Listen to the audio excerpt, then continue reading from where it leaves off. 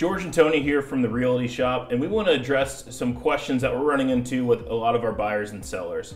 We really think if we help educate the public, they can make better and more informed decisions when it comes to buying and selling. So some of these topics we're running into right now are terms like seller's market, hot market, low inventory, low interest rates, and the list goes on, but really I think there's a few things that we could take away from today that would really help buyers and sellers. So George, what would you narrow that down to? Yeah, so I think the three things that we should really focus on are the fact that we're in a hot seller's market and how we got there, how to sell and buy in the market, and then why it's more important to have an agent now more than ever. So George, what is a seller's market and why is it hot? Yeah, so typically when we're looking at the market as real estate agents, we're looking at absorption rate, months of inventory, right? So an equal market would be 6 months. A buyer's market would be more than 6 months. Less than 6 months, the closer you get to 1 month, is a seller's market, right? And so right now what we're looking at in the 350 and below, which is your first time home buyer bracket, we're looking at less than a month of inventory. And that goes almost all the way up to 800,000. So almost every area, St. Louis City, St. Louis County, Jefferson County, St. Charles, we're somewhere in that range of a month and a half all the way to half a month of inventory. So months of supply, that's your absorption rate. That's basically if 0 homes come on the market in a month, all the inventory is gone. That's how quickly buyers are purchasing homes right now. Yeah, so I would say the reason homes are going under contract so quickly is that, a couple things. Pricing, it's correct. Condition, it's correct. Marketing, staging, they're all there because your buyer's looking for turnkey, right? 90% of our first-time home buyers, they're looking to close on Friday, move in over the weekend, and then go back to work on Monday. So George, you mentioned right now it's definitely a seller's market. Inventory's low, but at work and with family and friends, I'm having buyers that are submitting offers 10 to 20% over asking price, and they're still getting rejected. What do you think's causing that right now? Well, I think it has a lot to do with exhausted buyers, right? So we have so much more buyers in the market than we do inventory. And those buyers are exhausted from writing 1, 2, 3 offers, and they find a lot of value in owning a home. And so they're waiving contingencies, such as your appraisal, your inspection, your financing, and they're going over list price. Yeah, I think that's great. And I know we're going to talk about this more briefly in a second, but interest rates are still historically low. So they're getting more buying power by having their money go further because they're spending less on interest and spending more on building equity into their home. So their money's going further right now for sure. Right, so not only is their money going further with low interest rates, historically it's low, right? So think back to 2018. I bought a house, I paid 4.5% interest rate, and the inventory was low then too. So we've had a trend of a seller's market for the last several years. So this isn't new to 2021 or 2020, but we've had a trend of a seller's market, and now things are tightening up even more because of demand. So George, we just addressed that it's for sure a seller's market. Interest rates are lower, supply is low, demand is high. Now, what are the benefits to buying into this market right now? Because what we're hearing is people are spending $10, $20, $30, $40, $50,000 over asking price. Why would you do that? Well, Tony, I think that's a good question on why you would buy in this market.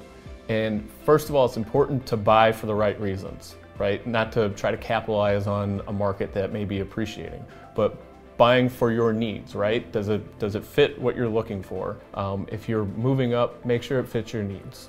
If you're leasing and you want ownership, make sure you're buying a house and you're going to stay here for the next 5 to 7 years. But the other big benefit is that you're buying into an appreciating market, because this trend will more than likely continue. If we look at the facts, the data, mortgage applications historically are up and have been climbing for the last several years.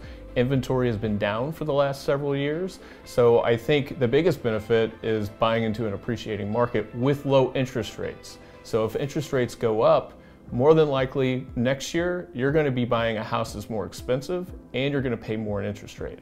Right, just to piggyback on top of that, You know, if we take today's dollars and then move them to next year, let's say we buy next year when the interest rate is higher, now we're spending more money going towards interest that we're just throwing away, that we're giving to the lender, versus money that's going to be spent on equity into our home. So yeah, the purchase price might be more now, but it's less interest that we're paying over the long term of the 15 to 30 year, depending on the loan type you get.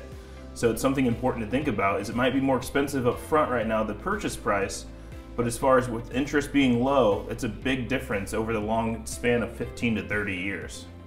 Yeah, absolutely. I mean, when you're looking at a house and you have a plan maybe 7 or 8 years, that's most of our buyers. It's usually a 7 to 8 year house, and then they want to move up.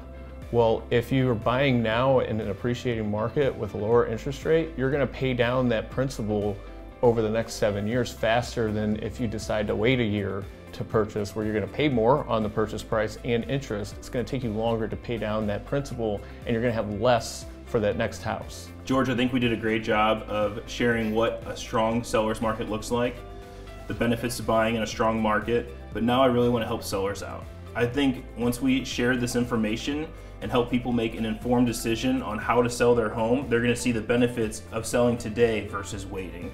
So here is a statistic that Zillow just put out, and it says that annual appreciation rose to 10.6%, the largest jump in 15 years. Zillow forecasts 6.4 million homes to sell in 2021. That's up 13.5% from 2020. And it's the strongest year for sales since 2006. And they expect home values to rise 10.4% over the next 12 months. George, with that type of information, how can I sell right now? It sounds like it's the perfect time to sell. So yeah, this is a great time to sell, right? And we're going into the busiest months of the year for real estate. And we're coming off of a strong seller's market. We see evidence that that's going to continue. You're ready to sell, and there's a few things that you really need to be prepared for. Yes, it's a seller's market, but that doesn't mean we can price it for $1 million, right? We still have to price it correctly, because when we're looking at from the buyer's perspective, they don't walk into houses that are overpriced. So pricing is very important. Condition of the house, obviously it needs to be painted. You don't want things falling apart. You want it as turnkey as possible. It doesn't have to be as upgraded as possible, but as turnkey as possible. And then to make sure you have a great marketing team behind you, such as, the Realty shop has an incredibly strong marketing team that we use to market our sellers' properties. Thanks for that, George. But another question that comes to mind when I think about selling right now in this market and capitalizing on the gains that you'd get from selling your home, from the appreciation over year, and not only that, just taking advantage of the seller's market, there's still questions that come to mind that I think sellers should be aware of, or that are at least asking me already. And some of these are, what if I can't sell right away? I don't want to be homeless. I don't want 2 house payments. Do I have to sell first, or can I buy first? How can I afford to buy a house without selling my home first? And then what's a home sale contingency? So I think those are all fair questions, right? If you're financing, it's important to work with an experienced lender that knows your entire profile on what your plans are, what your goals are.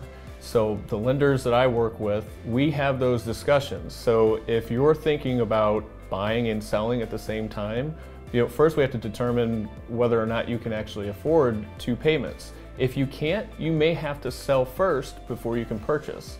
Now, if you can afford 2 payments at once, there's a couple things to consider.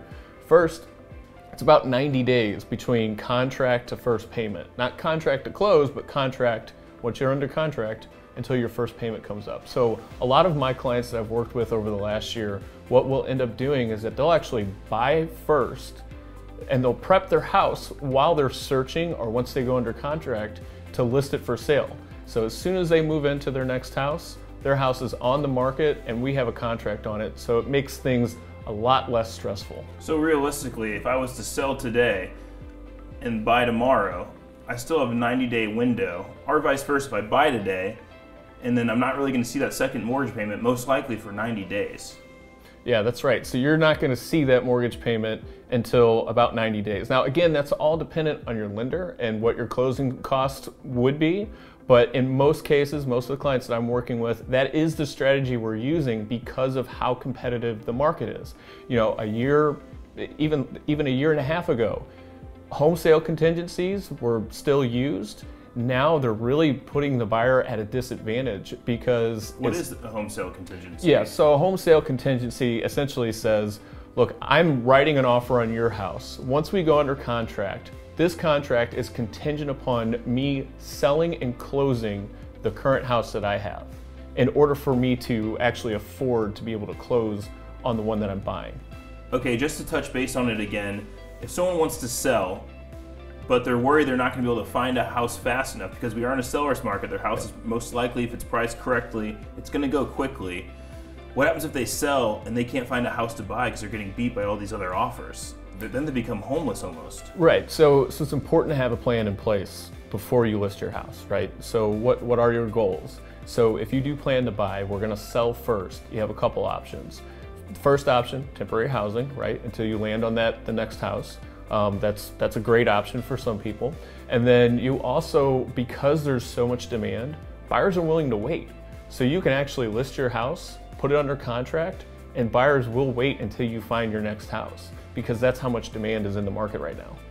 So when you say have a plan in place for temporary housing, does that mean renting an apartment? Does that mean staying at mom and dad's house, moving in with friends? What would temporary housing be? Yeah, so believe it or not, moving in with mom and dad, that's an option, yeah. Right? I mean, if you want to capitalize on the market, you may need to move somewhere temporarily, such as mom and dad's or friend's house. I have had clients do that. There's also short-term renting where you can lease for 6 months to 3 months. That's definitely an option too.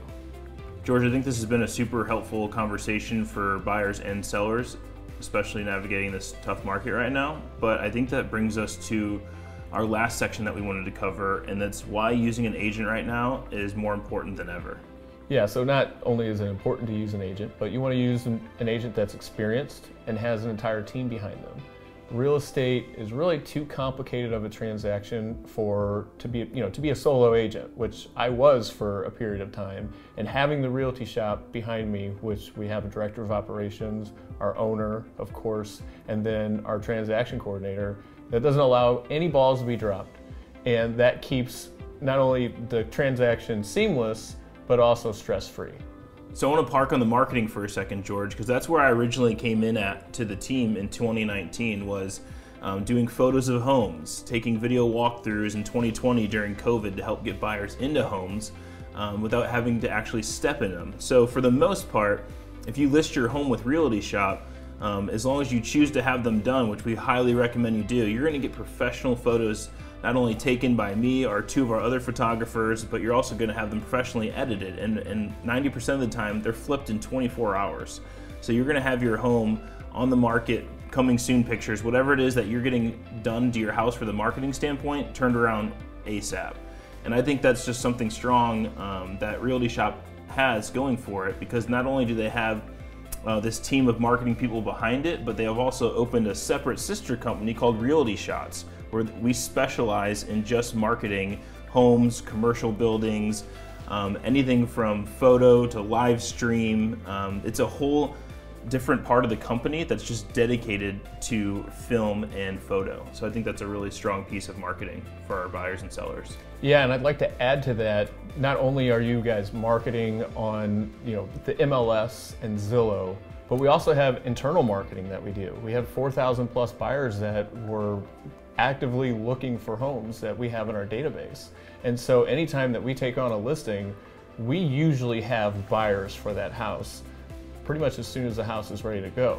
And so I think that's an important component as well to the Realty Shop. I tour houses, pretty much every day for the most part. And one of the comments that clients make is that the house is usually a little bit smaller than what the pictures are.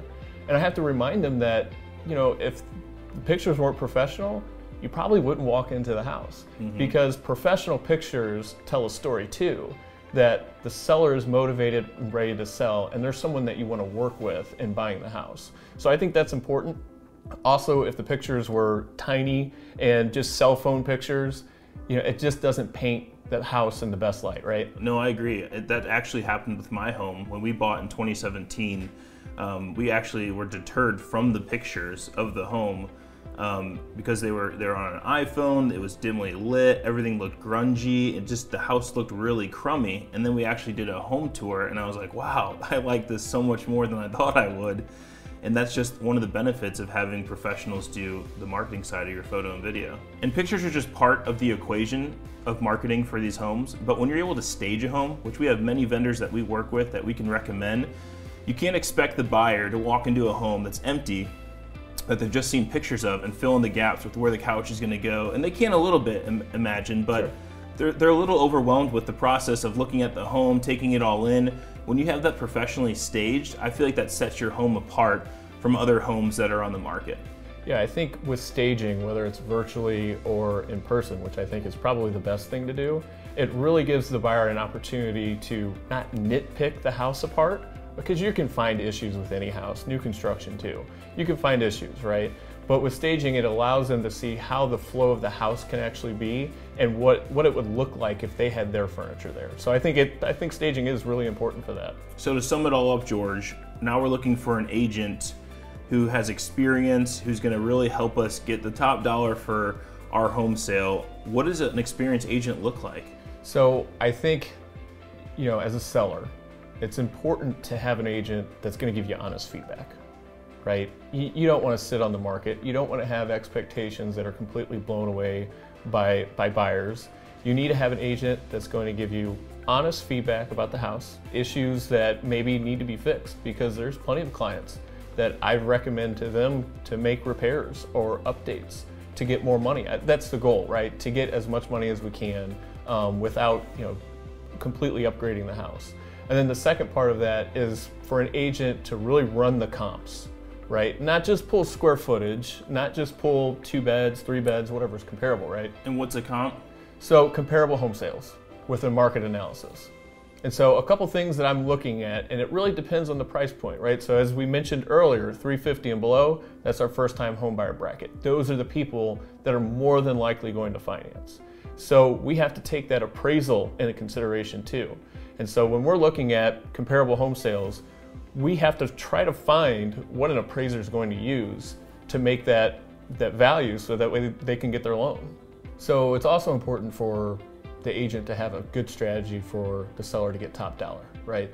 So whether that's staging or timing on the market, those are pretty important too. So when we're looking at the market, we're looking not just at what the house sold for, right? The other comparable home sales, but we're also looking at our competition. Okay, if we want to get top dollar, especially in this market where inventory is kind of coming on and then going off, timing is part of that equation to get the most money for your house. Because you don't want to come up against 3, 4 other houses that are exactly like yours. That's going to pull your value down, even in a strong seller's market. Yeah, I think strategy is part of the equation for sure. And I know at the Realty shop, you're going to get that with our agents. You have seasoned agents who have been doing this their whole career. You have newer agents who are being mentored by these seasoned agents. And then you have just a 99% approval rating from our customers, which I think is amazing. We're a top 5 brokerage in St. Louis with over $800 million in sales to this day. Like, that's impressive. Yeah, absolutely. And not only is it impressive, but you're reassured that we have the experience that you're looking for to get top dollar, even in a seller's market, where some people, as they've come through my open house and told me, you just have to throw it online, right? Well, no, there is a strategy that you want in place, and we do have that strategy to get you top dollar. George, I think that about does it for today. I think we really hit our goals today of just having a conversation to helping inform buyers and sellers with what a hot market is and why it favors sellers right now, how to sell and buy in this market, and why having an agent is now more important than ever. So we hope this was informative. If you have any more questions at all, don't hesitate to reach out to George or I. I will post our information on a graphic right after this video. And again, we're with the Realty Shop, and we just hope that we're able to make the process easy and smooth and stress-free for you, whether you're buying or selling in the future. So thanks for your time. 2 dudes doing real estate. That'll be the end.